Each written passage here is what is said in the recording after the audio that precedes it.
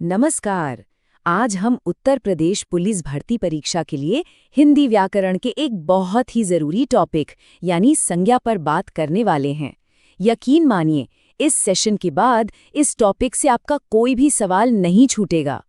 सबसे पहले ये बात एकदम साफ कर दूं कि ये क्लास खास तौर पर यूपीएसआई और यूपी पुलिस कांस्टेबल के एग्जाम को ध्यान में रखकर ही तैयार की गई है, ताकि आपकी तैयारी बिल्कुल पॉइंट टू पॉइंट हो।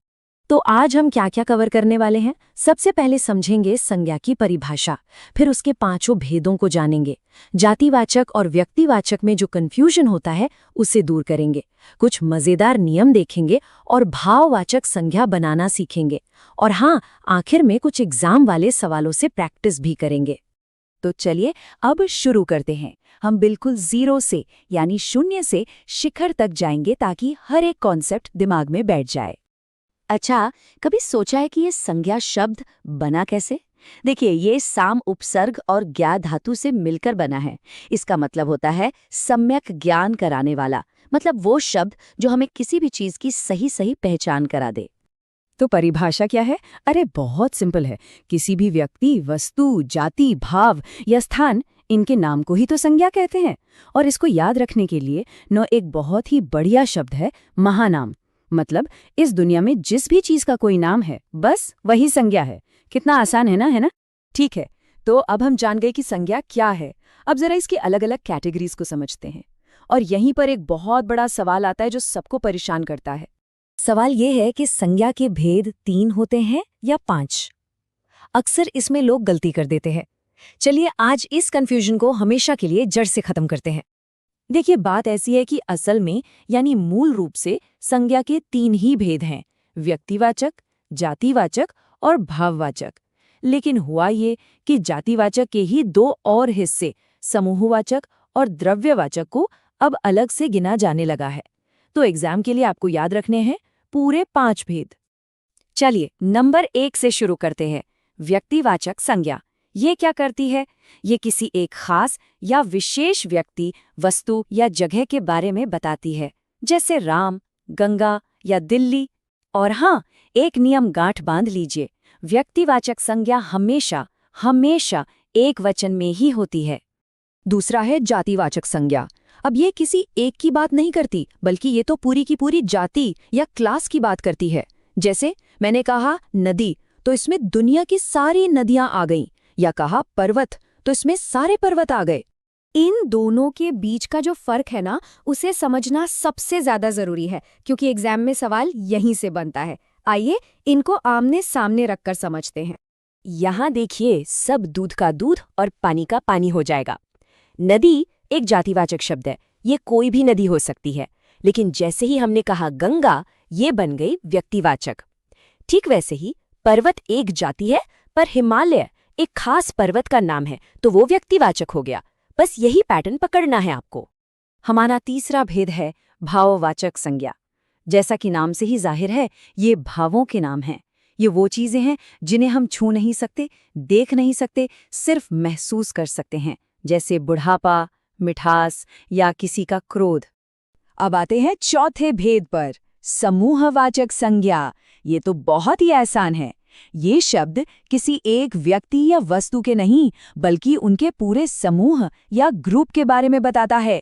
जैसे कक्षा मतलब बहुत सारे स्टूडेंट्स का ग्रुप, सेना मतलब सैनिकों का ग्रुप, और गुच्छा मतलब चाबियों का ग्रुप। और आखिरी 5वां भेद है द्रव्यवाचक संज्ञा। इसकी पहचान बहुत सीधी है। ऐसी कोई भी चीज जिसे हम माप या तौल तो सकते हैं, लेकिन एक एक करके गिन नहीं सकते। इसमें सारे मेटल्स, लिक्विड्स और गैस आ जाते हैं, जैसे सोना, तेल या ऑक्सीजन। और याद रखिएगा, ये भी हमेशा एक वचन में ही इस्तेमाल होती है।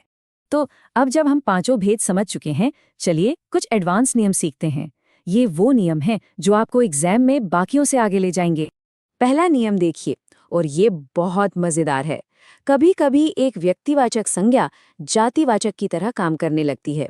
ये तब होता है जब हम किसी खास व्यक्ति का नाम उसके गुणों की वजह से पूरी जाति के लिए इस्तेमाल करते हैं। जैसे अगर हम कहें देश में जयचंदों की कमी नहीं है, तो यहाँ हम एक जयचंद की बात नहीं कर रहे, नहीं, यहाँ जयचंदों का मतलब हो गया है सारे गद्दारों की जाति। अब इसका ठीक उल्टा भी होता है। जब कोई जातिवाचक शब्द इतना मशहूर हो जाए कि वो सिर्फ एक ही खास व्यक्ति के लिए इस्तेमाल होने लगे, जैसे जब हम कहते हैं पंडित जी देश के प्रथम प्रधानमंत्री थे, तो दिमाग में सिर्फ एक ही नाम आता है, जवाहरलाल नेहरू। तो यहाँ पंडित जी जातिवाचक होते हुए भी व्यक्तिवाचक बन गया है। अच्छा, ये जो भाववाचक संज्ञाएं हैं, ये बनती कैसे हैं?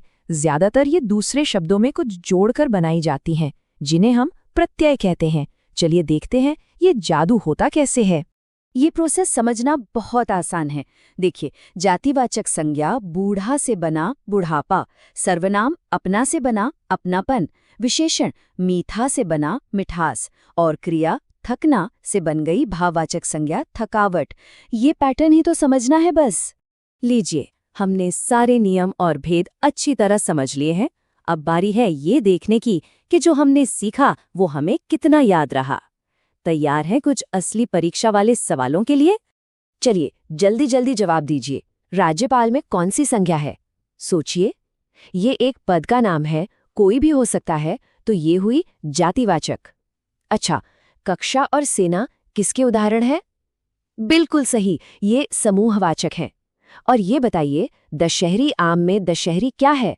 यहाँ आम की एक खास किस्म की बात हो रही है, तो ये हो गया व्यक्तिवाचक। शाबाश। तो चलिए फटाफट पूरे टॉपिक को समेटते हैं। क्या याद रखना है? संज्ञा मतलब नाम यानी महानाम। भेद कितने? 5। व्यक्तिवाचक यानी कोई एक खास, और जातिवाचक यानी पूरी क्लास। द्रव्यवाचक को माप तोल सकते हैं और समूहवाचक एक ग्रुप है। और आखिर में भाववाचक, जिसे हम सिर्फ महसूस कर सकते हैं। बस ये 5 बातें याद रखिए, संज्ञा का कोई सवाल गलत नहीं होगा। आज जो भी सीखा है उससे अपनी तैयारी को और धार दीजिए और